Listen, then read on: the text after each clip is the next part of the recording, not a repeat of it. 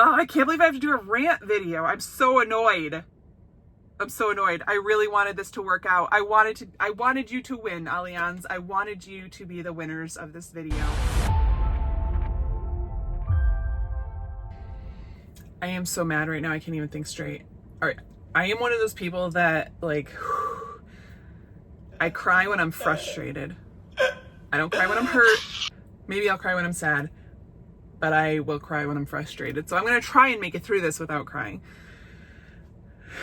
Right now, I'm wondering what even is the point of travel insurance. I have used it before. I have faithfully bought it for our trips because mostly for health reasons. If I'm leaving the country on a trip and something goes wrong and one of us has a health problem, it's for the medical coverage. However, the plans that we have bought through mainly Allianz for the past few years, most of the time have not had to use them, so didn't know if it was worth it or not, but great to have that in our back pocket just in case. I did use it on a trip. We were on a cruise. My daughter got strep throat on the cruise. We went to the medical bay. She got antibiotics. It was like $250. Relatively seamless to get reimbursed for that. Now, you might remember this video. Let's fucking go. Let's go, I guess. It almost sounded too good to be true.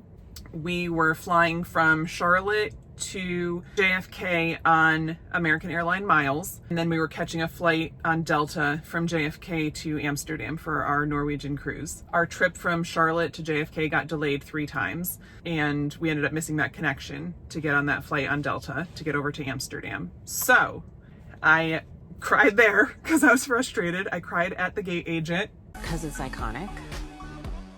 And I love to do iconic shit. She was like, there's nothing we can do. We're Delta. You flew up here on American. It wasn't booked as one trip because we flew up on miles, and then we're, paying cash as part of our cruise purchase to go over on Delta. And she's like, there's really nothing we can even do. We can't help you out. And so I was frustrated. I didn't know what to do. We took our luggage. I sat down on the floor at JFK out of the way, trying to figure out what to do. Luckily, I had booked the flights for 2 days before we were supposed to get on the cruise. So if we got delayed a day, something happened, we're just playing it on the safe side. So something was happening. And I called our trip insurance. I called Allianz and said, what do I do? They have like a concierge hotline. If you're having trouble while you're traveling, call this line and figure out what to do. And it says on their website, if you need to use your policy, if you're going to have to cancel your trip, you need to make like every reasonable effort to get on, stay on your itinerary, get back on track. Don't just go home. Don't just cancel the trip. Try to get on the trip. And then that's where we come in and reimburse you. So that was reiterated by the guy on the phone that I spoke to on May 1st. And he said it would qualify for trip interruption. It would also qualify for trip delay, but it would qualify for trip interruption. And that's important because trip delay would cover up to $200 per person. Trip interruption, if we could get back on track onto our original itinerary in some other way, trip interruption would cover up to $3,000 per person. So we looked for other flight options. We actually got on an Air France flight that was just a few hours later leaving from that airport. We were able to run and make it on that flight. And those flights cost $5,500 altogether for 3 of us. So it was like $1,500, $1,800, something like that per person. I never would have paid that much if that guy had not said, we will cover up to $3,000 per person. I think I even asked him multiple times to confirm that on that phone call. So we went on our trip. We went on our merry little way and flew economy on Air France. I think economy plus, that's what we were flying on American, and made it to our destination, just delayed, not, it was a travel day. We weren't going to do anything anyway. So it wasn't a big problem there. And just crossed our fingers that this was all going to go okay and be simple. So I submitted all of our paperwork, all our receipts, all of our information, and they processed the claim as a trip delay for some reason. And they cut a check for $600 because that was the max. Meanwhile, I'm carrying a $5,500 balance on my credit card, waiting for their check to come in. I called them and I emailed them and we talked, and they said, oh, you're right. It should have been done as trip interruption. I don't know why it was processed as trip delay. Remember that trip interruption was the bigger coverage amount, the $3,000 per person, and our flights were almost $6,000 altogether. So we needed that coverage. They reprocessed the claim 18 days ago, June 30th. We started this all over again, and they did it as trip interruption. And I just got the email that it was denied and they will not be covering it. It does not qualify for trip interruption. I had to send them supporting documentation for the cause of the delays, which took weeks to get from American Airlines. I submitted a form online for the cause of the delay. They said it was due to equipment issues and crew change. So I'm assuming something was wrong. It took too long. They had to change the crew over. And that's not a covered reason, apparently. So then why have trip insurance? Because the covered reasons apparently are a natural disaster, severe weather, strike, or an FAA or foreign equivalent mandate. I have no control over crew changes. The back of my mind, I'm wondering if a crew change could be considered an FAA mandate, because that's who sets the rules on when they have to change crew over due to overtime regulations and everything. Fingers crossed that I can keep that in my back pocket and use it if I need to. Oh, I can't believe I have to do a rant video. I'm so annoyed. I really wanted this to work out. I wanted you to win, Allianz. I wanted you to be the winners of this video, and I don't know. And right now I'm feeling like the loser because I'm the one that's out the money. But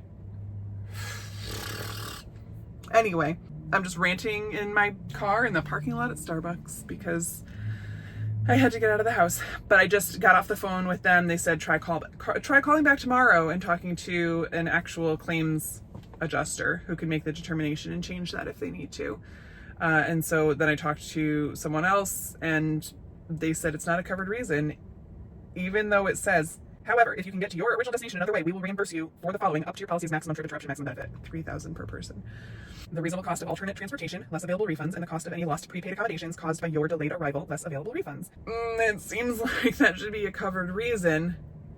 But regardless, even if what they say is true and it's not a covered reason, and I got bad information from Allianz, from the concierge line. They are the ones that told me on the phone that it would be covered. And like, when you're sitting on the floor of an airport trying to figure out what the heck to do to get to a different country and time is ticking, I took them for their word. So I requested that, because all calls are recorded, I requested that call be reviewed. They said it'll be 3 to 5 days before I hear back about that, but everything seems to take about 3 times longer than they say it will. So I'm not holding my breath. This is super frustrating. As someone in the travel creator space who encouraged people to get trip insurance and just cover your butt, CYA, get the trip insurance, just in case. You probably will never need it, but just in case.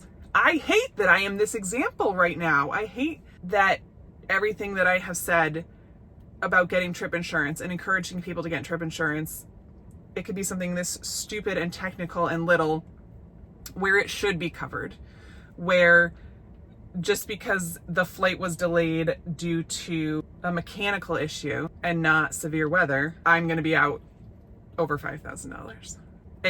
And yes, I've read the policy. I'm reading the policy right now. It's in front of me, and I still think it's pretty ambiguous how it's worded with the however clause in there.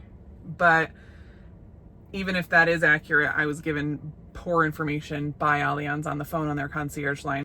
I'll update you guys if anything changes, if I get a magical check in the mail for $5,500. I hope things change. I hope I can eat my words. I hope I can say, get Allianz Travel Insurance. It's so worth it. But right now, oh my gosh, why? Why do I have trip insurance? Why am I protecting my trip when you're not going to do what you say you're going to do? It's such a bummer. $5,000, $6,000 is not, it's not pennies. It's not a couple $100s. It's not a medical bill from the med bay on the ship for strep throat. It's almost the cost of the entire vacation. And had I not been able to get on that flight, we would have had to miss the cruise. So I'm not sure what they would have wanted. We would have had to use the trip cancellation and just missed the whole trip. I'll find the other side of this and be grateful that we made the memories we did. But right now, instead of costing $6,000 for us to spend a week on a cruise in Norway, it's costing us $12,000, and that is feeling like a bitter pill to swallow right now. So, rant over. Maybe an update in the future. Hopefully an update in the future. But for now, not happy with Allianz. We'll be looking for alternatives in the future. If you have a suggestion, let me know. If you're a lawyer that knows what to do in this situation, let me know.